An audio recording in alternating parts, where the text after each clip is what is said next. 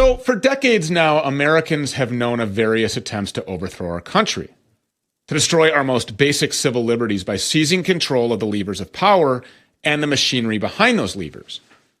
The intelligence community, the federal so-called law enforcement community, and these crooked, paid-for, bribed, and blackmailed fake politicians paying them with our stolen tax dollars have always been involved, whether it came down to rigging an election like they did in 2020 or killing a sitting president like they did to JFK. So together with their globalist banking partners, the criminal cabal, and their street-level radicals, they've demonstrated time and time again, no option is off the table when it comes to preserving their stranglehold on the United States of America. Usually they'll use an army of federally employed useful idiots to get the job done and obscure the entire operation from public view under layers of bureaucracy. Investigative journalist Millie recently uncovered such a plot and has shown that in 2020, the feds rolled out their trusted playbook to engineer a Marxist revolution within the federal government and subvert President Trump. To put it plainly, but perhaps too mildly given the scope of this operation, Weaver has discovered documentary evidence of an anti-American coup plot concocted by federal bureaucrats who used manuals authored by intelligence agencies and then collaborated directly with violent left-wing radicals like Shut Down DC and Black Lives Matter over Zoom calls and chat groups to execute their agenda both inside and outside of the federal government. That may sound hyperbolic. It's not. It's absolutely true. The band of anti-American communists consisted of everyone from military officers to former Obama administration appointees to a tranny porn star. At its peak, the group consisted of 150 members. It was truly a collection of freaks and degenerates from all ends of the American left. Well, while some of them have been identified and exposed by Millie Weaver already, others were masked to conceal their faces. Members of the Zoom calls and chat groups were told to take their high-risk discussions offline to avoid incriminating themselves or others. This is corruption to a T. Our federal government right now is occupied by Marxist sleeper cells, among others, who have already activated at least one in recent memory to steal an election. It's unbelievable. We want to hear more about that. To that end, Millie Weaver joins us now. Millie, thank you so much for coming. We appreciate you being here. Thank you so much, Stu. Thank you for covering this story. This story has actually been heavily suppressed. Actually, Twitter removed almost 500,000 Twitter posts related to the Sunrise Zoom calls back in 2020 when I first initially broke some of my reporting on this subject. So this is something that has been heavily suppressed over the past couple years. And as I dug more and more and more into the investigative materials that I had received, essentially I had obtained all kinds of internal documents, internal communications, as well as these recorded Zoom calls. Because really, back in May of 2019, I set out to investigate Bernie Sanders' campaign when he started campaigning early on. And I noticed that there was this climate change youth-led organization, or so it seemed, that called themselves the Sunrise Movement. They were endorsing Bernie Sanders. Bernie was going and speaking at their events. AOC was really closely working with them. She even actually appears later on in some of the secret Zoom calls with this organization. So we decided, let's look into this organization. There seems to be something more going on here. You know, kind of our hypothesis was that this was a green on the outside, red on the inside kind of organization, a watermelon organization, or a communist organization that appears to be a Green Party organization on the outside. And that's pretty much exactly what we found, Stu. What is their plan? But we didn't expect. Go ahead. What do they intend to do here? What is their plan? Well, each group has different missions and actions and goals that they do. So think of it like a bunch of tentacles that all kind of lead up to the same beast's head. So when we first entered in via the Sunrise Movement, we got up through their ranks, got inside, saw exactly what they were doing. They were targeting minor children, meaning middle school aged and high school aged kids with their ideology. And they had shoo-ins with the school districts where they could actually come in and give speeches and demonstrations to recruit kids to their radicalist activities. And then they would use these children to have them get arrested at their protests to try to push for these campaigns to vilify police and law enforcement by having them arrest minors. They also knew that the minors were less likely to be criminally charged with harsher penalties, so it was easier for them to do that. And it was one way that these kids felt like they could get skin in the game and move up the ranks in these organizations. But see, I think the thing that we didn't realize was how closely these left-wing appendages or organizations all work together. So what we soon found was that, you know, the leadership of Shutdown DC, Extinction Rebellion, a bunch of these Antifa organizations, as well as BLM, a bunch of other left-wing organizations would all meet together and have Zoom calls.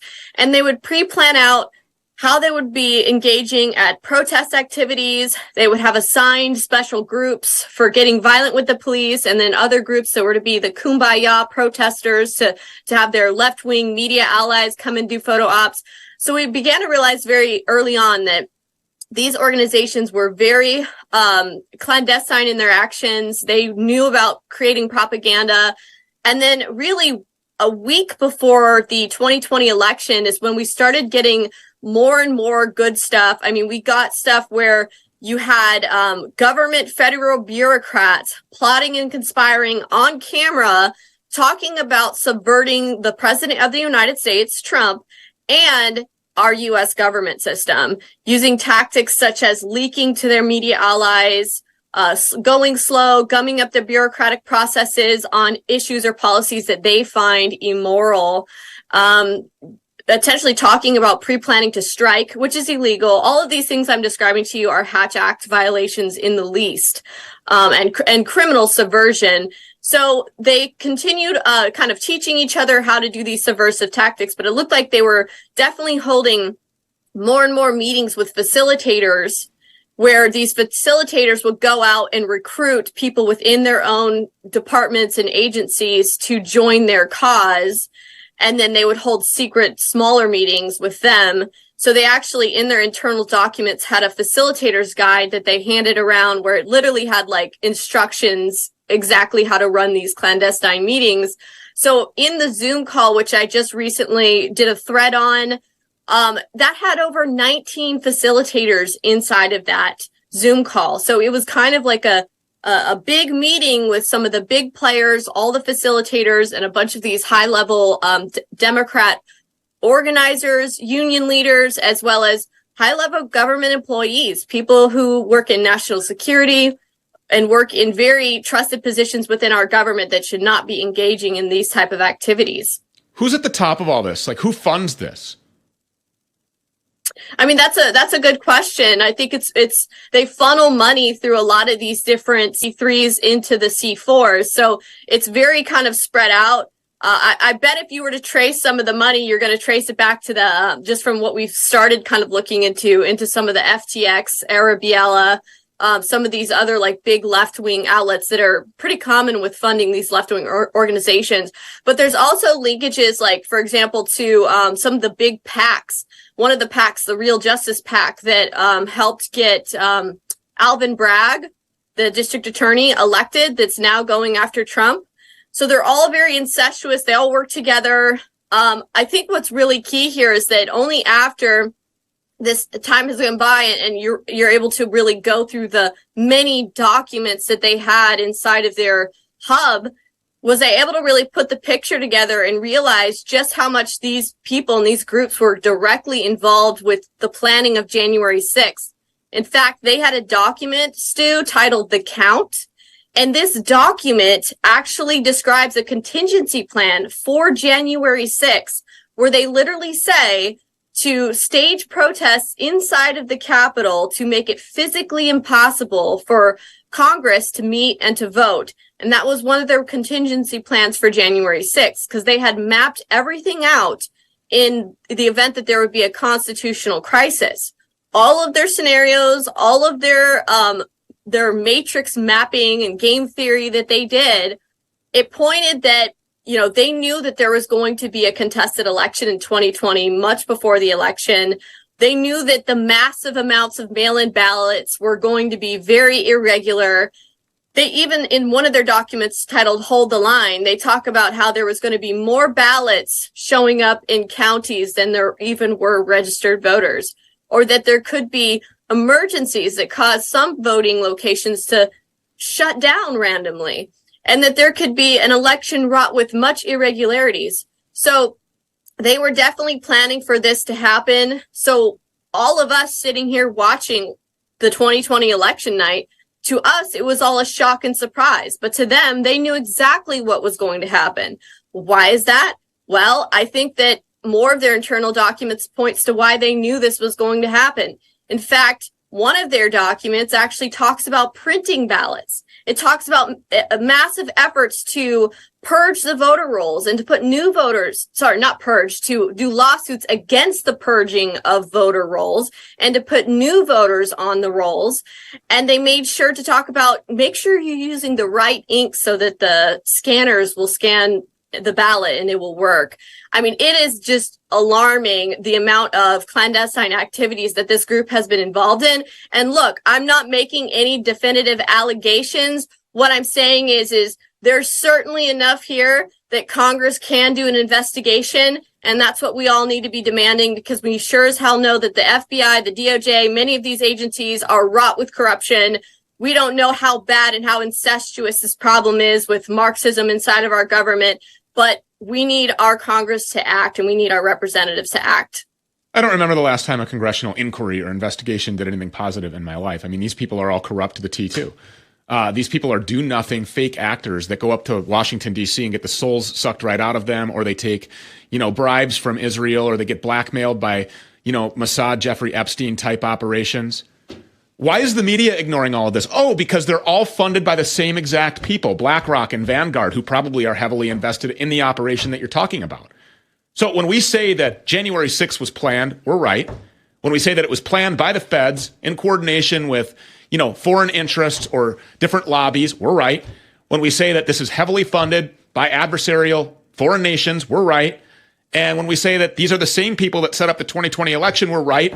And when we say that these are the same people who orchestrated a violent coup in Ukraine in 2014 to unseat a democratically elected administration to usher in Volodymyr Zelensky, that's all connected to, we're right. We're right about all of this. It's all fake. It's all a movie. So where can people find all of this reporting that you've done, miraculously? So millennialmillie.com, that's my website. On the very front page, you'll see the article, and there's so much in there. There's a lot of documents you guys can download, save them, share them out wherever you want to share them. There's tons of information inside of that article. It's very information heavy, and it gives like a good backstory on some of the other investigative reports that I got. I mean, these groups were heavily involved in the George Floyd riots. They were instructing their members of their groups that burning down buildings is a significant and powerful form of protest. They were cheering it on when the police buildings were burning. This group also was involved in a #MeToo extortion plot against the Biden campaign. So think of it this way. These guys were heavily involved in Bernie's campaign, okay? And this was a very strong kind of progressive Marxist outfit inside of the Democratic Party. So realize that there's a little bit of infighting inside the Democrat Party between the old guard Democrat establishment and these like Marxist, ultra-progressive Democrats that want to take over the Democrat Party officially and really enact their more radical agenda. Not to say, the other Democrat agenda isn't radical. But so what they did was they had a bunch of people in their groups with these #MeToo stories. So they had a Zoom call where they were all discussing their sexual assaults that these Democrats did to them, including Joe Biden. But they were talking about, instead of using it for a #MeToo campaign, they said, we're going to use it to build power. We're going to use it to get leverage on the Biden administration. Sure enough, as soon as Biden gets in, he puts some of the leadership of the Sunrise Movement in his cabinet, in his administration. He then enacts the American Climate Corps executive order, which is exactly one of the demands of the Sunrise Movement, which they called it the Climate Corps. But it's essentially a giant workers program, an apprenticeship program, which is going to be training young people who are going to then go work in our federal government in climate change ideology, in basically believing in climate change, and really Marxist ideology, if you want to kind of get more technical with it. I mean, they're going to be basically facilitating all these young climate Marxists into our government so that these are the young people that are going to be the foot soldiers to enact and enforce the Green New Deal policies. A huge story. I'm running short on time here, but I got to ask you a couple of questions, short answers if you could. Do members of Congress or the Senate know about this? I actually went and I met with a couple of them, it feels like a year ago, and they do know some of this information. Obviously, they give you a very short window of time to try to tell them what you have. But yeah, they aren't really investigating it. They think that, Hunter Biden and all these other issues take precedence, which, that's a big deal. The Hunter Biden laptop story is a big deal, but this is even bigger, in my opinion, because this really shows that there is a large Marxist infiltration inside of our federal government. And not only that, their internal documents, evidence that this same group of people have been the people the entire time throughout Trump's presidency that have been subverting him, the ones responsible for the leaks early on in his administration. And their documents show that they were plotting before he was even inaugurated. They were plotting right after the election in 2016 to try to subvert him and destroy him. Yeah, probably even before that, probably in 2010 or 2012 when they knew that they were going to install and allow him to win. I mean, this is really a huge story. MillennialMillie.com. Again, MillennialMillie.com for more on this, or follow her on Twitter, Millie_Weaver. Great work. Thank you so much for being here. We really appreciate it. God bless you.